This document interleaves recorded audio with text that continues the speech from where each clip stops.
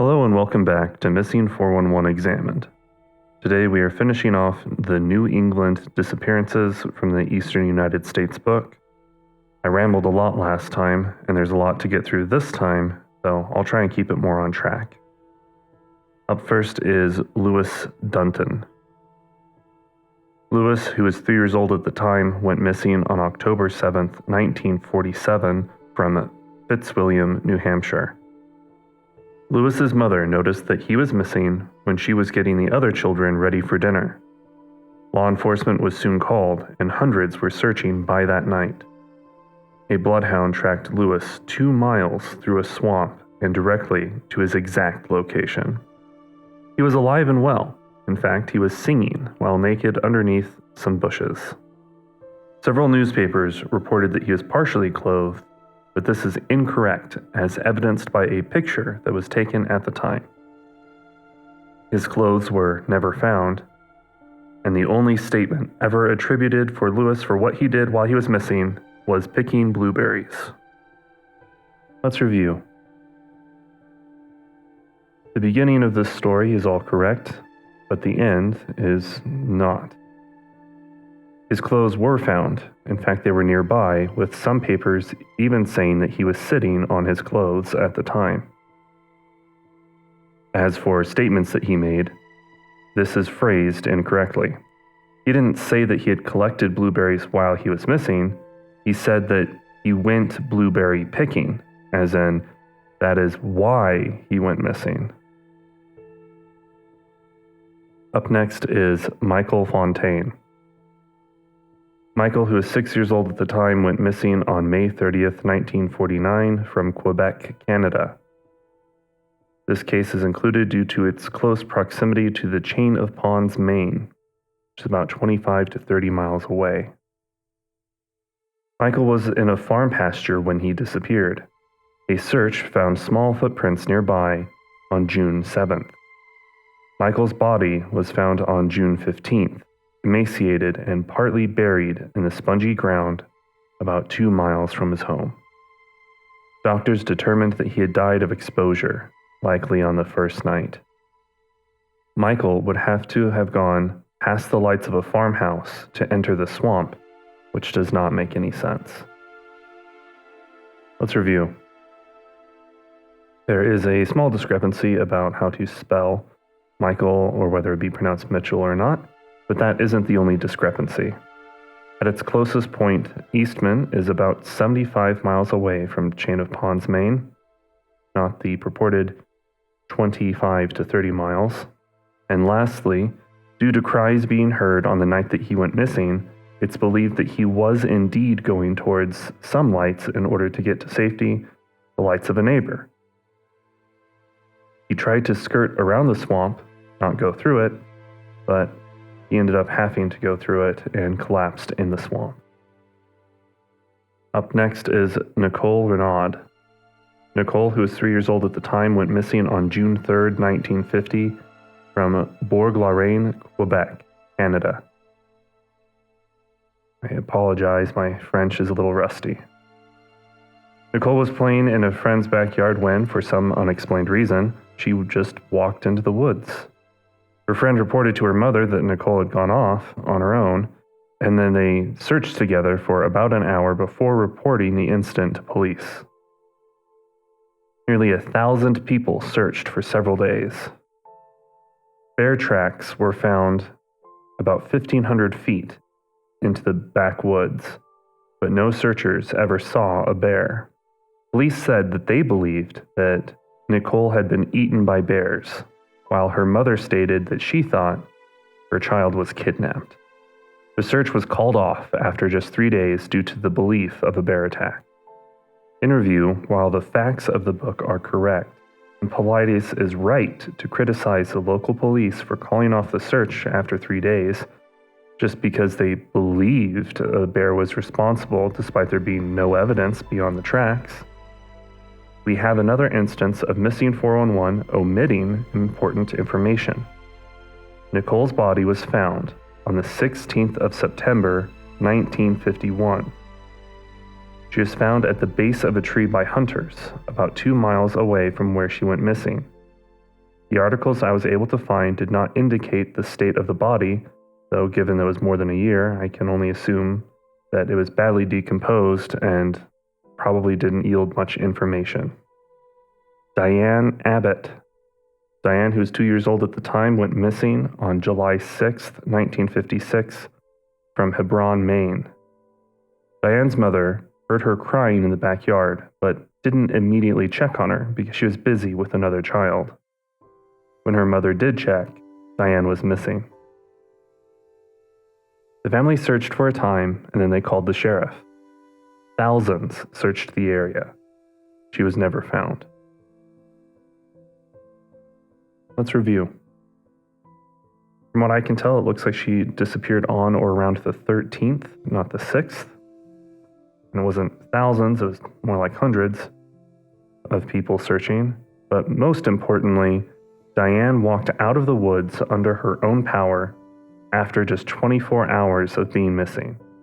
She was crying, covered in scratches and bug bites, but otherwise unharmed. Brenda Jean Doud. Brenda, who was 5 years old at the time, went missing on July 6, 1958, from Eagle Pond, New York. Brenda disappeared almost exactly 2 years after Diane, almost exactly 100 miles away. Brenda's family was camping near the lake when at some point Brenda went missing. The police were called. A day later, heavy thunderstorms hit the area, which hampered the search. 50 hours after she went missing, Brenda was found alive 2 miles away from her camp, wearing only her underwear, but was in relatively good condition. How she ate and drank while she was missing was never explained. Her clothes were never found. She said that she saw 3 bears while she was missing. Let's review. Brenda disappeared almost exactly 2 years after Diane, but that was also 190 miles away, not almost exactly 100. Not that either of those would have any pertinence whatsoever. As for what she ate or drank or how she ate or drank, well, that was explained. She didn't eat anything.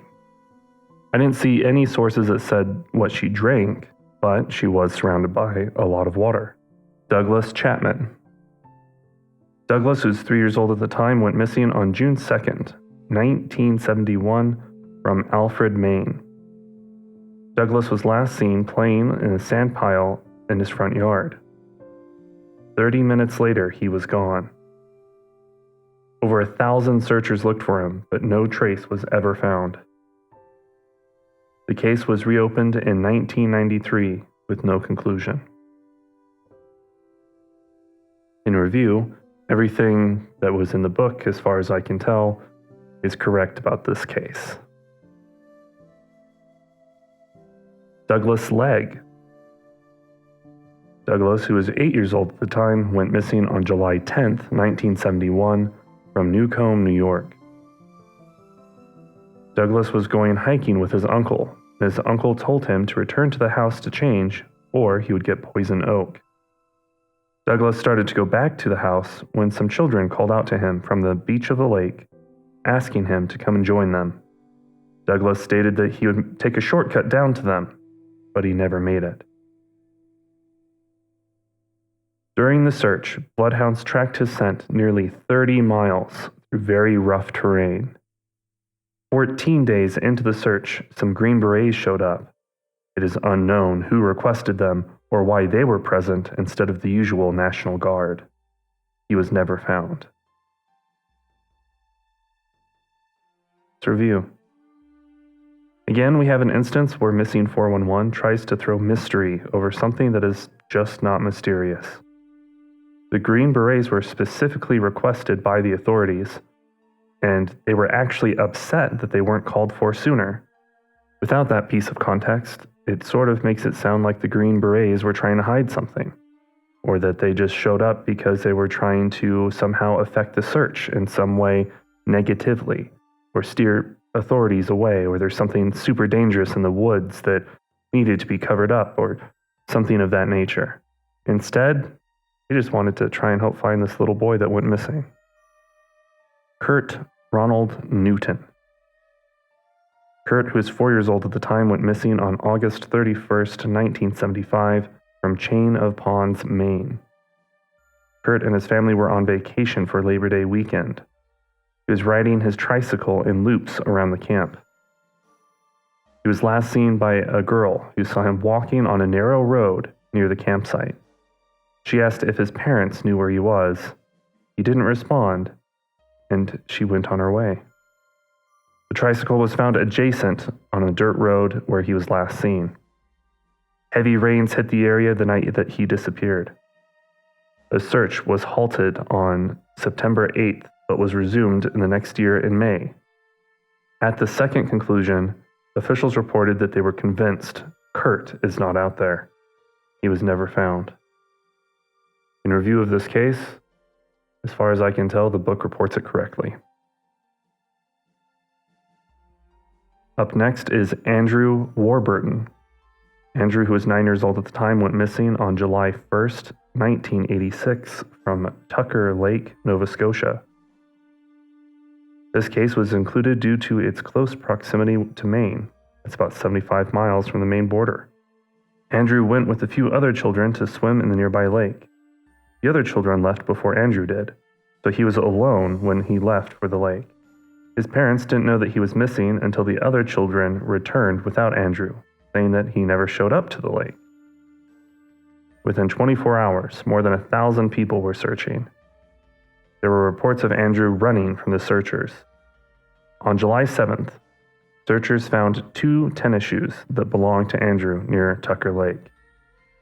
On July 8th, Andrew's body was found in an alder thicket about 3 kilometers from the home that he was staying at. The medical examiner reported that Andrew was alive for 3 days before passing away. His parents were so concerned about the facts surrounding this case that they asked for an inquiry into the death of their son. Let's review. Beaver Bank is about 160 miles from the Maine border. Again, if he wants to include these Canadian cases, that's fine, but why is he lying about distances like this? Or is he using a different tool than I am that is pulling up radically different distances between locations? I feel like I'm starting to get a little bit gaslit, like I'm doing this wrong, but it's not like Google Maps is particularly hard to use. If you know where he's pulling these mileages from, please let me know. As for the shoes that were found, his body was within 100 meters of his shoes. This is important within the context of the chapter summary when Paulides questions how he was able to evade searchers when he wasn't even wearing his shoes. As for the inquest was started in order to look into the search effort. The public opinion was that Andrew could have been saved if the military had been called in sooner or if search efforts were better. The inquest was nothing to do with the cause of death, but rather into the adequacy and efficiency of the search itself. Patric McCarthy. Patric, who was 10 years old at the time, went missing on October 30th, 2003, from White Mountains, New Hampshire. Patric and his family were vacationing near Loon Mountain Ski Resort. Patric was about 400 yards from the condo when he challenged his brothers to a race back. He took what he thought was a shortcut, and he did not turn back up. A search was launched almost immediately. A rainstorm hit the area as soon as Patric went missing. 500 people participated in the search. Patric's body was found 2 miles away from the condo, 1,400 feet higher in elevation than when he started. The medical examiner determined that Patric had died of hypothermia. Patric's parents doubted the medical examiner's opinion and did not understand how he got so far from the condo. Let's review. In an extra layer of tragedy, the vacation was for Patric's birthday. The rainstorm seems to have hit later in the day, not necessarily as soon as he went missing. But the real problem was with the very last point. Patric's uncle said that Patric was scared of the dark and reasoned that Patric would have easily gotten lost, and his fear would have driven him far. And that's it. Here we are at the conclusion of the chapter. Next time we will cover Vermont and New Jersey, which will wrap up the book. Thank you for listening, and until next time, take care.